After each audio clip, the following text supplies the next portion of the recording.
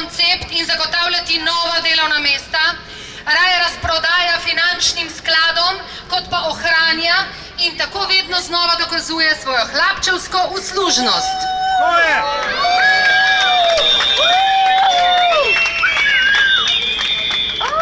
Z ekspresno hitrostjo, mimo svojih obljub po drugačnosti in boju proti nepremišljeni privatizaciji izvaja načrt, ki je bil ukazan. Načrt, kako si lahko neoliberalni kapital prilasti vse, kar si želi. V tujini v imenu Slovenije pohlevno obljubljajo razprodajo državnega premoženja svojemu narodu, pa nočejo povedati, kdo in pred kom so te obljube in zaveze sploh dali. In zakaj? Kaj nam bo sploh še ostalo? Vprašam jih, kje je zdaj Slovenija in slovenstvo? Zdaj bom dala besedo naši prvi govornici, ki bo spregovorila v imenu koalicije proti privatizaciji. Zato k mikrofonu vabim tovarišico Špelo Peršelj Mlakar.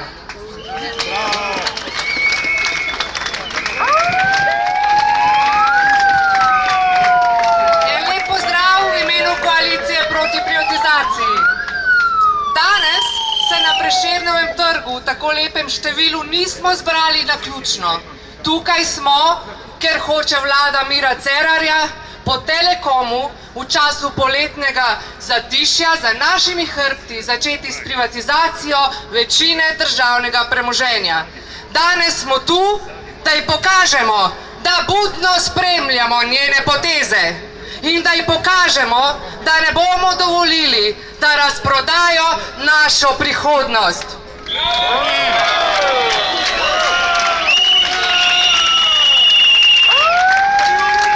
Koalicija proti privatizaciji je nastala zato, da bi dala glas 2/3 delovnega ljudstva, ki izraža svoje nezadovoljstvo in neodobravanje nad potezami Mira Cerarja, da da glas več kot 70% prebivalcev te države, ki odločno nasprotujemo prodaji Telekoma.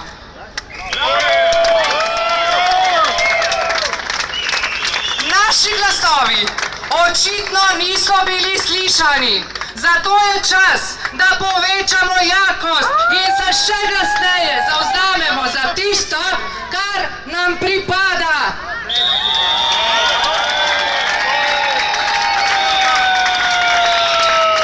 Prodaja Telekoma predstavlja šolski primer vsega, kar je narobe s privatizacijo. Prodaja Telekoma je potekala netransparentno, potekala je brez jasno izraženega mandata, potekala je na koruptiven način. S prodajo Telekoma so ogrožena delovna mesta, nadaljnji razvoj telekomunikacijske infrastrukture, zmanjšuje pa se nezanemarljiv priliv v državni proračun. S prodajo Telekoma se izgublja možnost razvoja. Vlada prodaja našo prihodnost. 15. maja letos je vlada Republike Slovenije sprejela tako imenovano strategijo upravljanja z državnimi naložbami. S tem je oblastna elita tudi uradno potrdila, kaj si predstavlja pod premišljeno privatizacijo, ki jo je obljubljala pred volitvami. Pod naslovom strategija upravljanja namerava vlada poleg 15 podjetij, katerih prodajo je načrtovala že premierka Alenka Bratušek, delno ali v celoti prodati še več kot 70 drugih podjetij v državni lasti. Med njimi tako pomembne, kot so Krka, Slovenske železnice in Dars. To ni strategija upravljanja, to je strategija privatizacije. Ali se bomo kot skupnost res odrekli do množice ključnih podjetij, katerih usoda in način delovanja imate izjemen vpliv na kvaliteto naših življenj? Bomo res? Ne bomo. Ne bomo!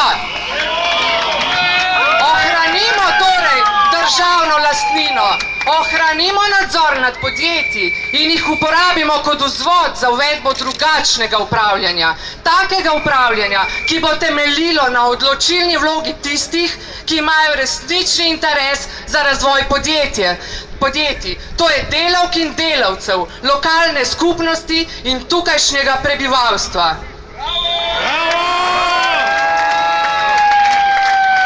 Telekoma Slovenije, Krke, Cinkarne Celje in drugih podjetij, ki so jih desetletja gradili naši starši in stari starši, pač ne damo.